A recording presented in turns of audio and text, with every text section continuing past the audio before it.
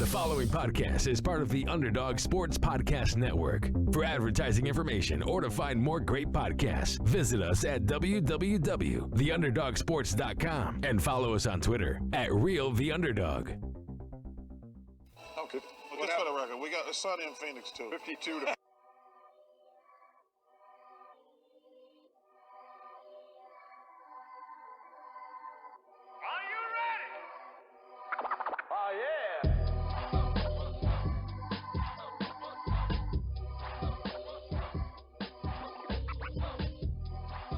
Hello, everyone, and welcome to the Sunny in Phoenix podcast, a weekly podcast where we keep you up to date on everything Phoenix Suns basketball. My name is Charlie Erling, and as always, I'm joined by Mitch Krmpotich. Hello.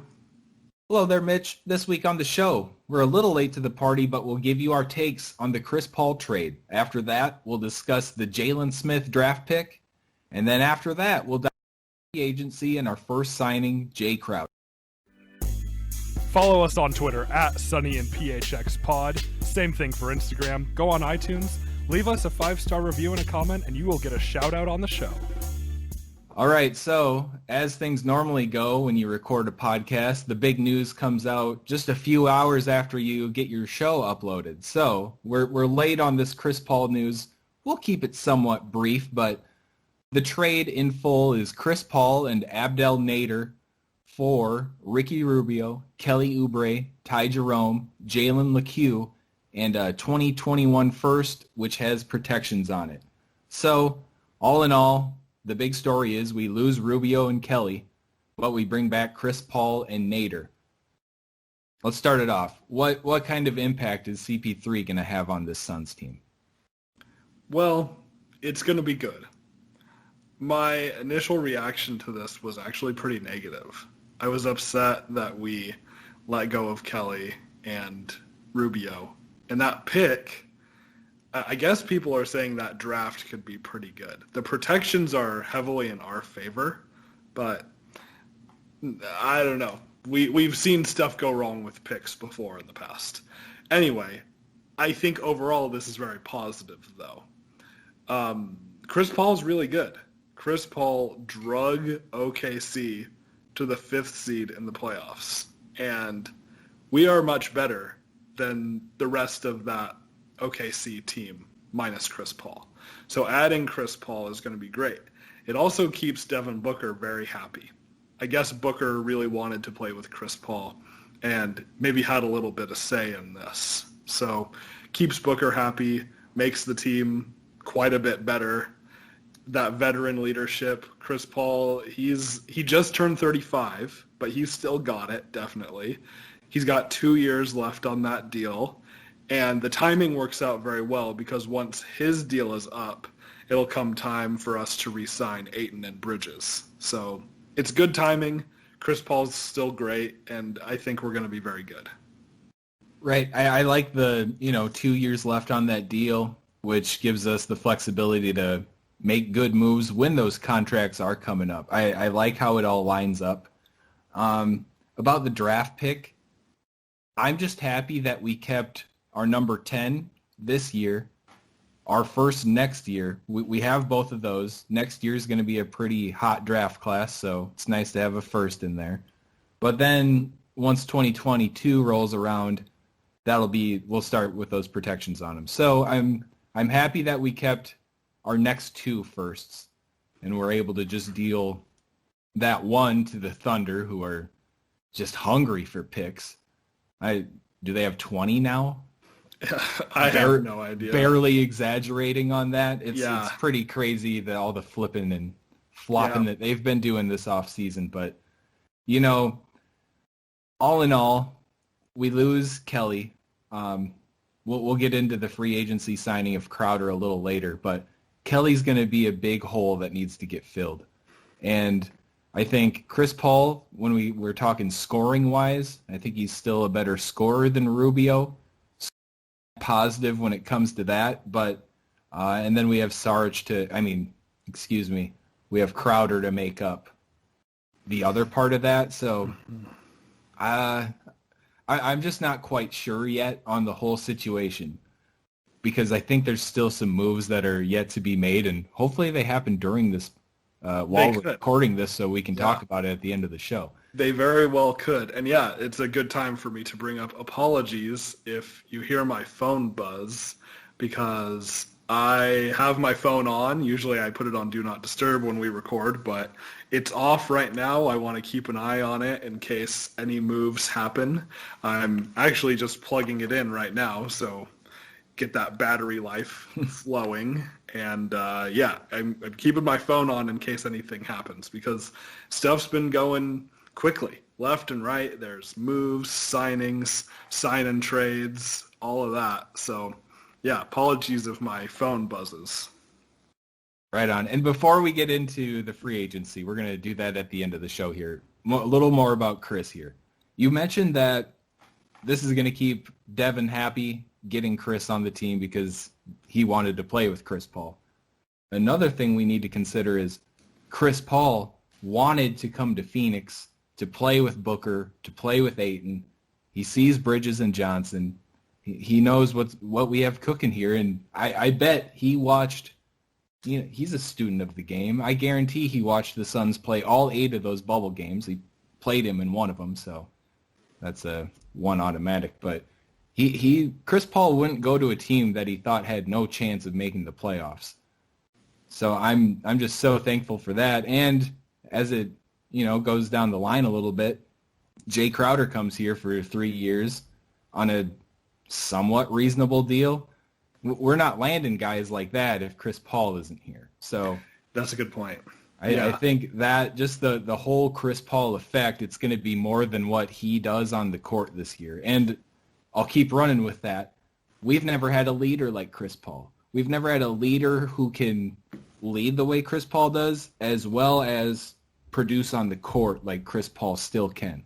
We've had great guys in the locker room over the years. I Dudley. He's a guy I'd like to have in the locker room because he can probably keep the team in check, but he doesn't show it out on the floor where he earns that little bit more of respect. Chris Paul is going to demand that, and that's going to be good for Booker. It's going to be especially good for Ayton, and then all the other young pieces are going to, fall in line and learn what it takes to get on the court with Chris Paul.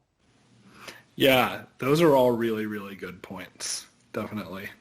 It's exciting. I think Ayton is going to get a lot better by playing with Chris Paul, because Chris Paul is going to hold him accountable. When he drops a pass or misses a layup, Chris Paul is going to be in his ear. Ayton is not going to hear the end of that. And that is what Ayton needs. We've talked about Ayton being a very good player, but lacking some discipline. If anyone is going to help Ayton gain discipline, it's Chris Paul. So all of that stuff that you said, though, combined with the renovation of the arena, the new practice facility, it's making Phoenix a very attractive destination for good players. That new practice facility, they've been putting out more videos on it, more information, all the tracking and analytics they'll be able to do from the practice gyms. It's crazy. It's definitely top of the line. And man, it lines up real nice when you bring in a 10-time All-Star to come join your team and, be able to benefit from it too. As an older guy, I bet they have a nice setup in the training room to make sure that he's as ready to go as possible every night. Yeah. Oh, it's going to be nice. Yeah, I'm really excited for that. Yeah, tons of things to be excited about, even before the Chris Paul trade. But yeah, icing on top with Chris Paul coming here. And let's not let it get completely swept under the rug, but we also brought in Nader on this trade, who is another nice wing bench piece who will, he's no Kelly Oubre, but he can fill those minutes. And he's a disciplined player. I think he's going to fit in great here. Yeah, I looked him up as soon as the trade happened because I had known the name, but I can't say I watched him play a whole heck of a lot. And yeah, I think it'll be cool. And I also think it's cool that he's from Egypt. I didn't realize he was Egyptian, so that's really cool too. Probably not many Egyptian guys in the NBA. Yeah, not that I can think of off the top of my head, but right. Yeah, I mean, why not? Why not? International. Okay. Mm-hmm.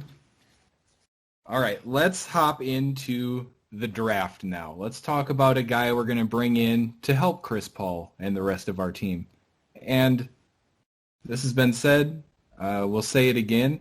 This felt very similar to the Cameron Johnson pick. But when we select Jalen Smith, number 10, it was surprising. And rather than freak out, I just said, James Jones knows what he's doing. Yeah.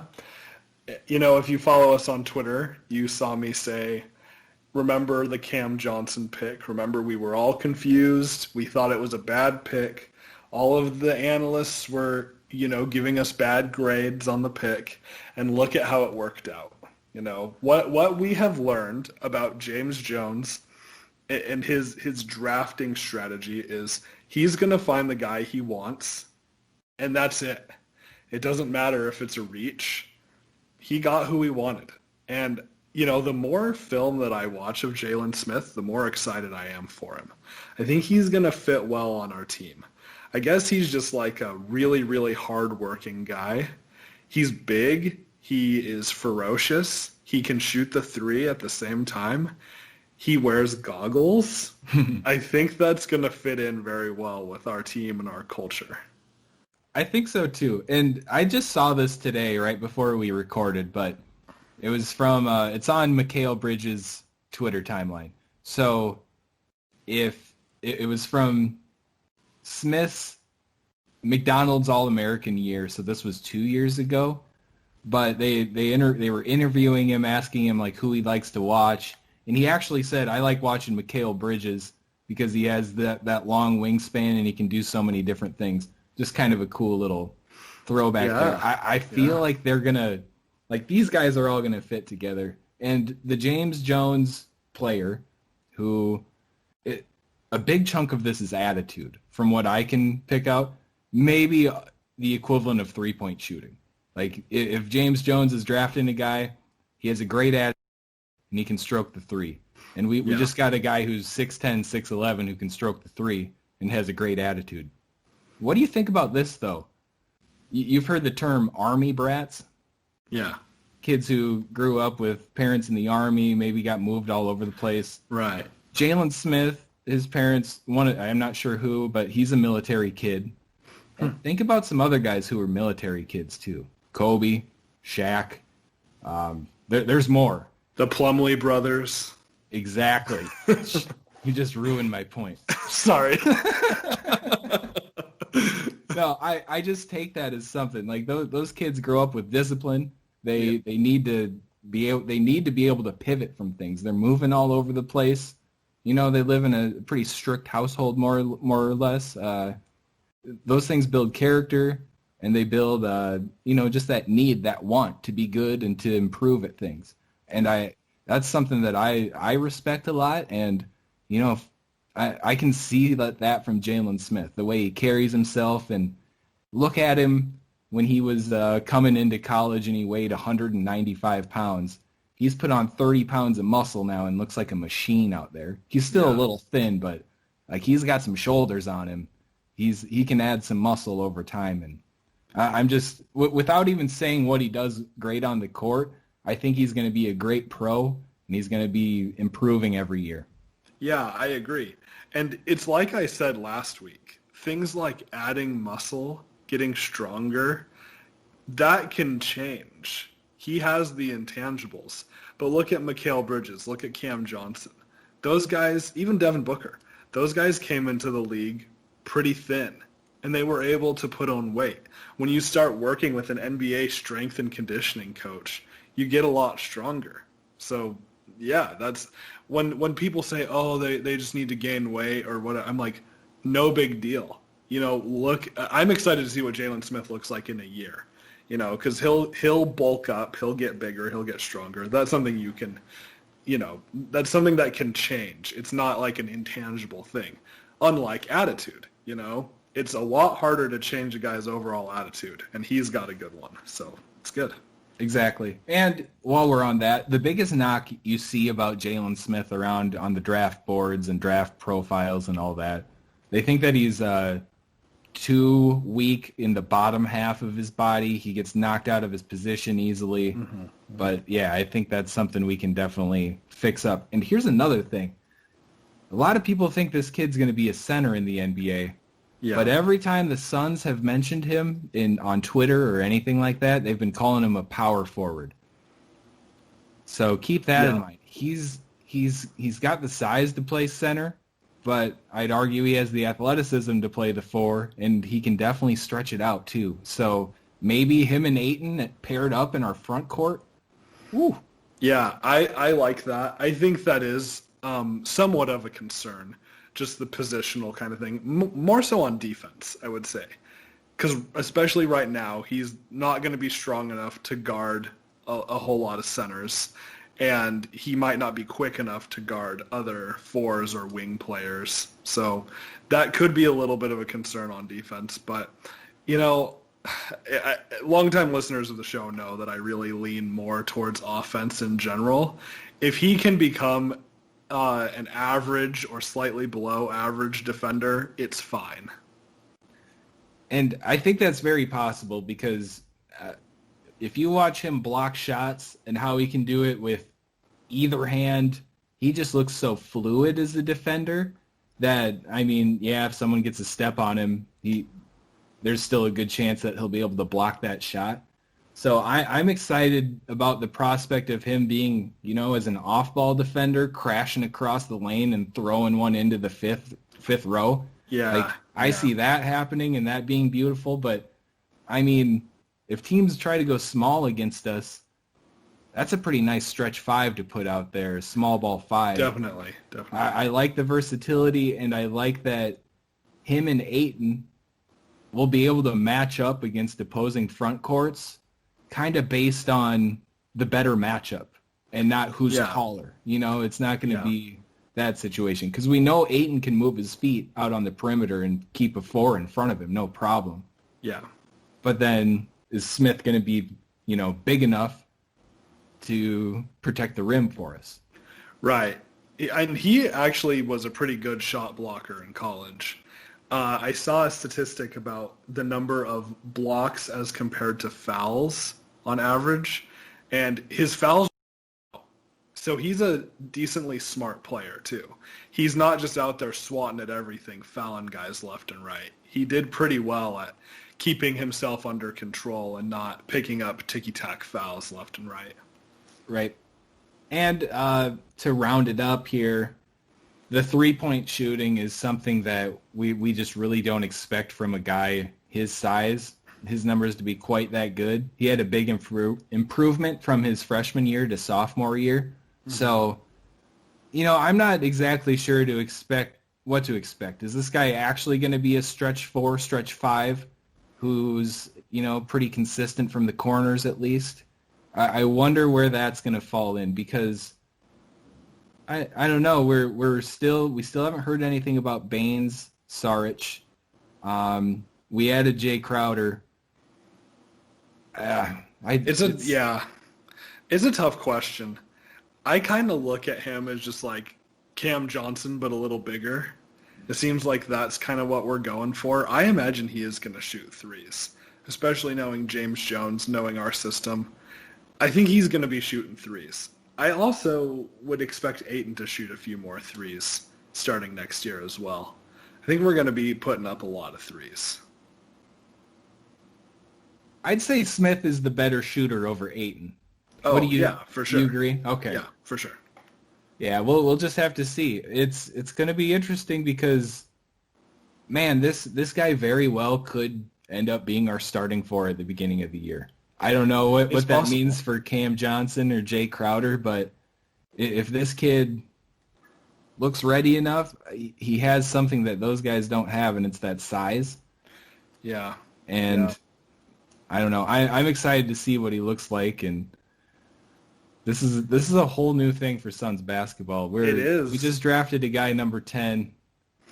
He might not even be needed this year, depending if we find another center on the market. Like, we might not even need to play him realistically, especially if Saric comes back. Right. But I'd love to see him play, and I hope he does. Yeah. It's a good problem to have. Finally. Yeah, we haven't been in this spot for a long time. And I mean, when this episode comes out, we're going to be less than a month away from the season starting. So That's so wild. it is. We're going to see all of this come together pretty quick.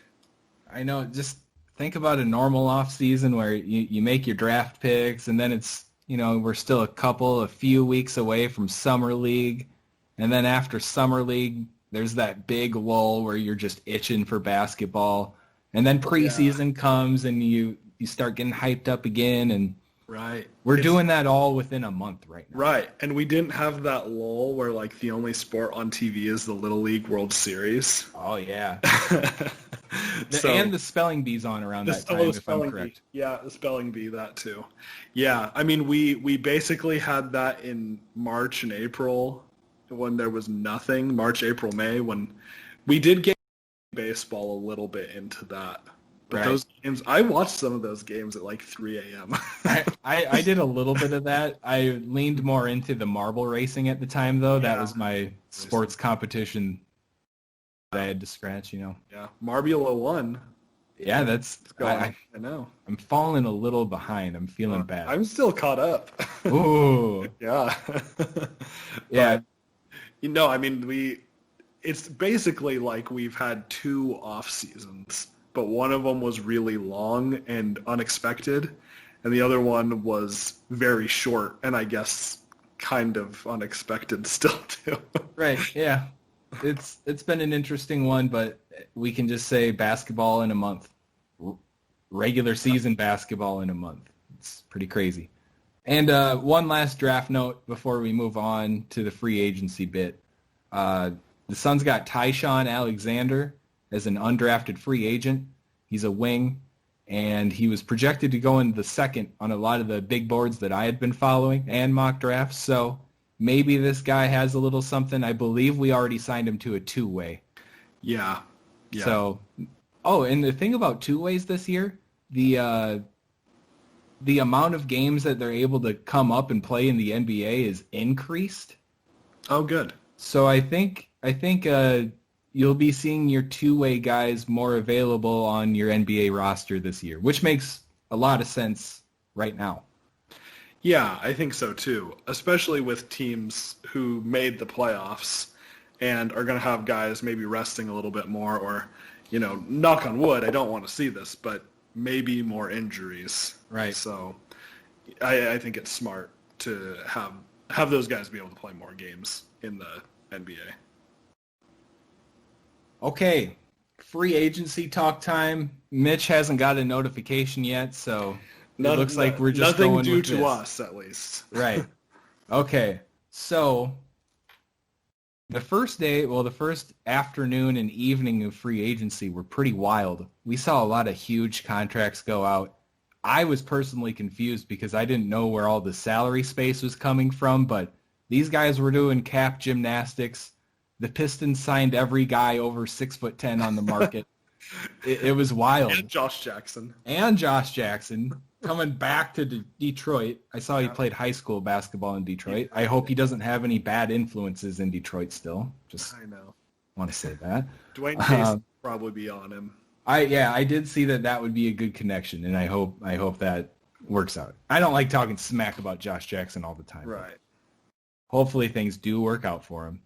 But anyways, we see all these signings go down. Guys are getting overpaid. Suns fans getting a little antsy because a lot of the guys that we kind of had our hearts set on were getting signed for big money deals.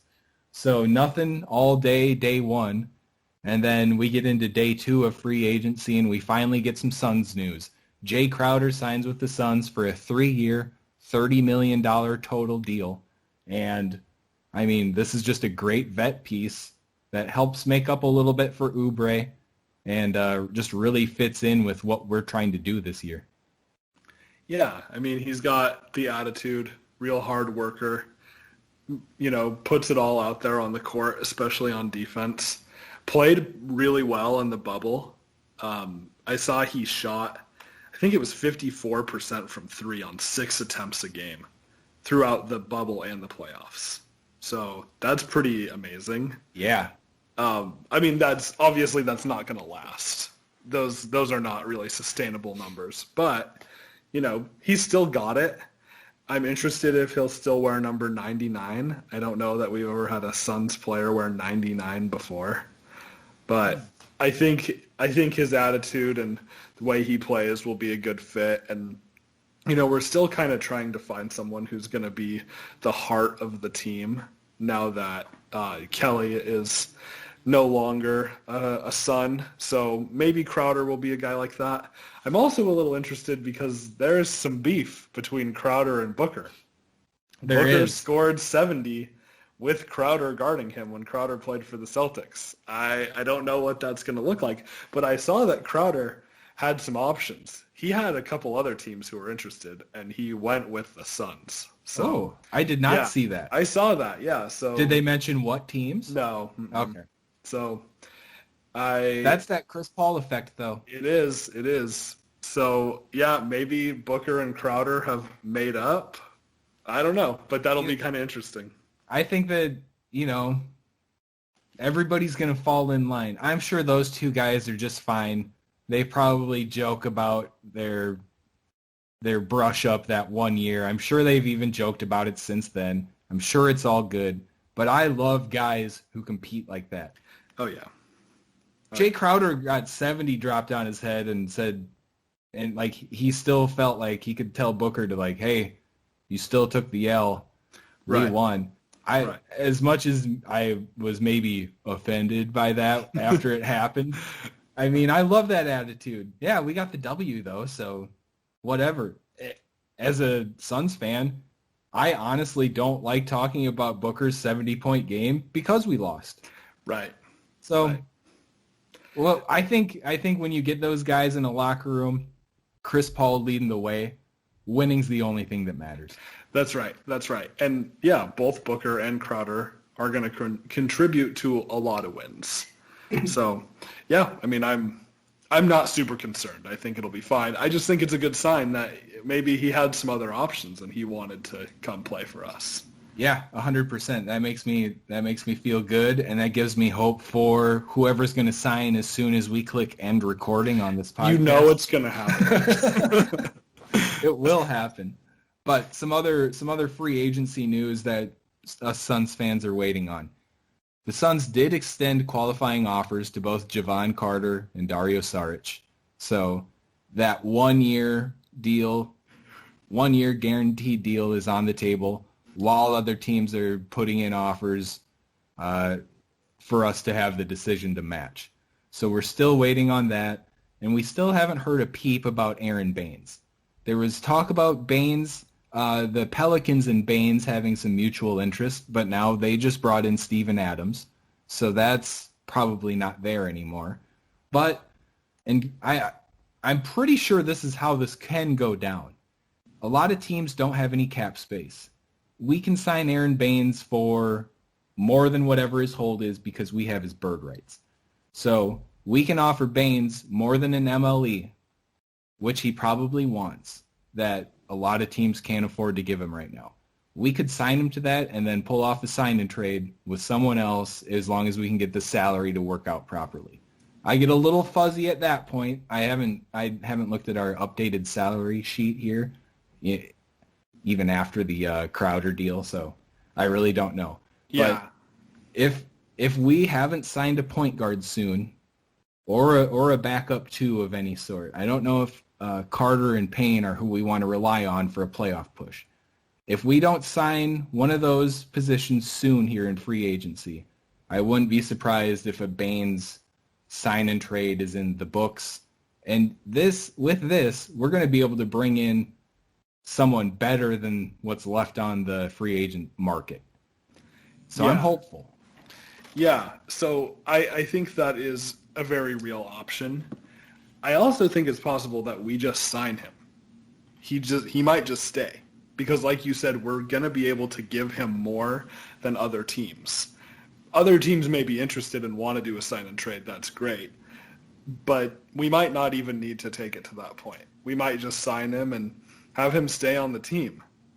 I mean, if he wants to win, I don't know where else he's going to go. This is probably his best place to win games.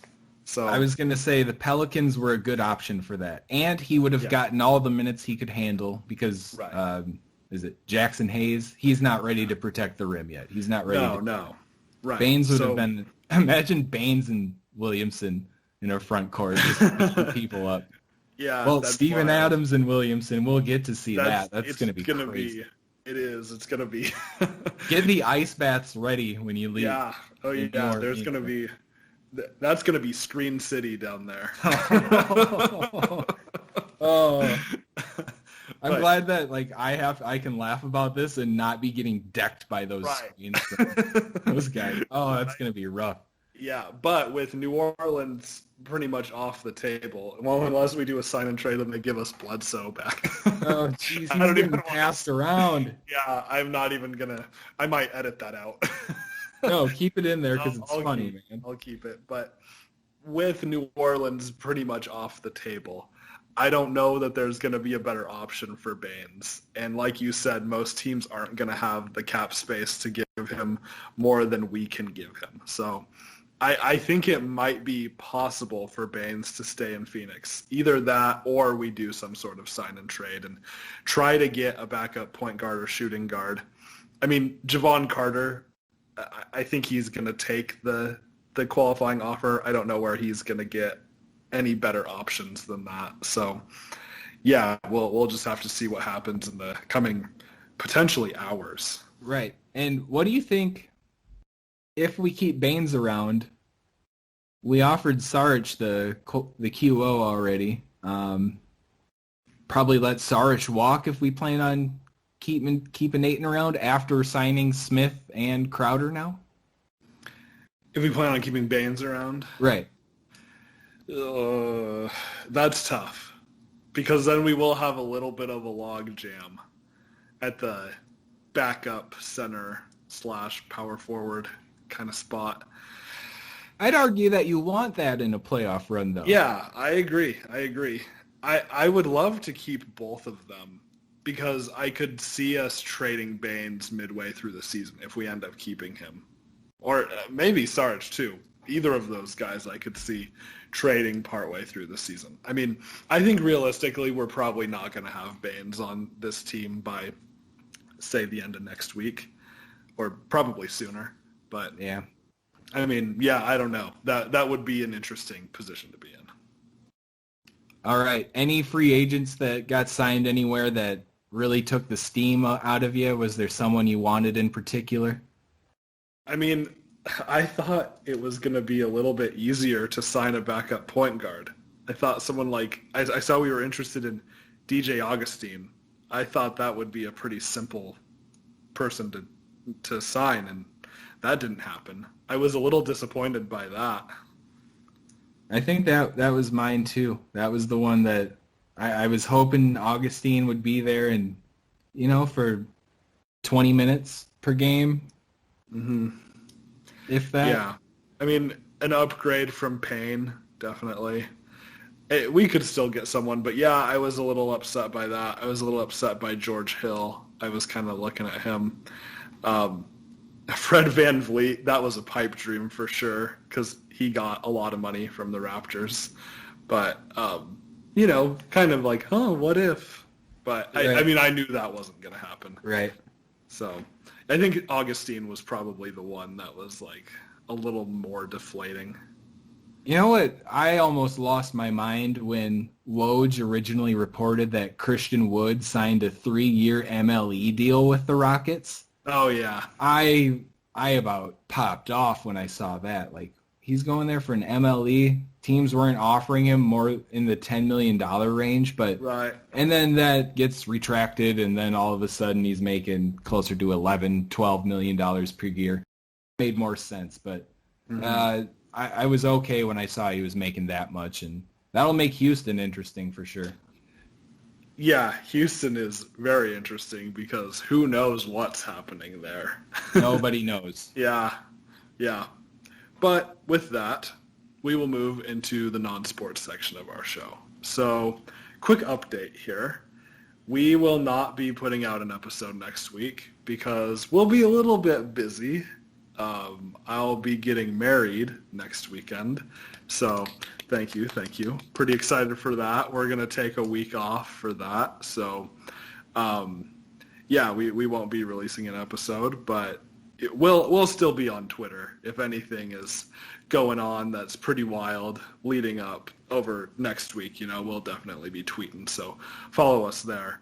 But our non-sports question, just on that topic, is what is the coolest wedding venue you've ever been to? So I've been to one cool wedding venue in my day. I mean, I've been in some pretty nice churches and just some nice ones in general. But the nicest one was at Coronado Island. That's just right off San Diego. Mm-hmm. And it was the beach wedding. It was beautiful. Man, it was literally picture perfect. And it was just really neat. The setting was something that, man, I don't know if you can beat that many places in the U.S. If you're going for a beach wedding. Yeah. It was just so beautiful. And then, getting to go to a little destination wedding in California and go party it up for a few days, that's always in there too. So that's definitely the most memorable one I've ever been to, and it was the prettiest by far. Yeah, it's a shout nice out Megan and Adam. Yeah, shout out to Megan and Adam. Definitely, I don't know who they are, but yeah, that's a nice little island. The weather is basically perfect, almost year round. Yeah, I've been out there before 5 or 6 years ago. It's nice. For me, it's shout out to my cousin Desi and her husband Bo. Their wedding was on the opposite coast, the East Coast. It was in Virginia, and their wedding was at a cider mill out there. And it was just very, rolling green hills and very scenic, kind of like rustic, like farmhouse type vibe. But nice. Yeah, we got to do like a cider tasting that it was made right there in-house, and that was cool. I remember the day before the wedding, we also went to a winery that was out there. That was very cool, and close to all those historical sites, Monticello and all of that. So very just, classic East Coast kind of vibe, but it was great. That cider mill was awesome. It was a really, really nice, fun wedding. I just love the idea of all that and the history, but, growing up in South Dakota and then moving to Arizona, nothing's more than 100 years old, more or less. Right. Kind of missing out on some of that stuff, I'd say. It's a different world out there. Yeah. My sister went to school in D.C., and so we would go out and visit. And, D.C. is, everything over there is so close. So you can very easily get to Virginia. You can very easily get to Maryland and Baltimore and all of those kind of places. And then it's just a ride to Boston or New York. And it's way different. I always liked going out there and visiting because, growing up in Wyoming, but then spending, most of my life since on the West Coast and Arizona, it's way different. So. Right. I like those wide open spaces and the giant urban sprawl grid of Phoenix. Yeah. I enjoy this stuff for some reason. Yeah. Yeah. All right. I think that's where we end the show, right? Yeah. Check us out on social media at Sunny and PHX Pod. That's Twitter and Instagram. Check out that Instagram. There might be a wedding pic on there. There might be a wedding pic or two. Your boy's in some suits. Looking good. Right. That's right. Yeah, so check that out. Again, we'll be taking next week off. 2 weeks from now on the show, we definitely want to dive into Jalen Smith a little bit more, try to get a little bit of a better prospect of the role that he's going to be playing for the Suns. So we'll be diving into him, and then we'll be getting really close to the start of the NBA season then. So we'll be back in full swing soon. Thanks for tuning in, and go Suns.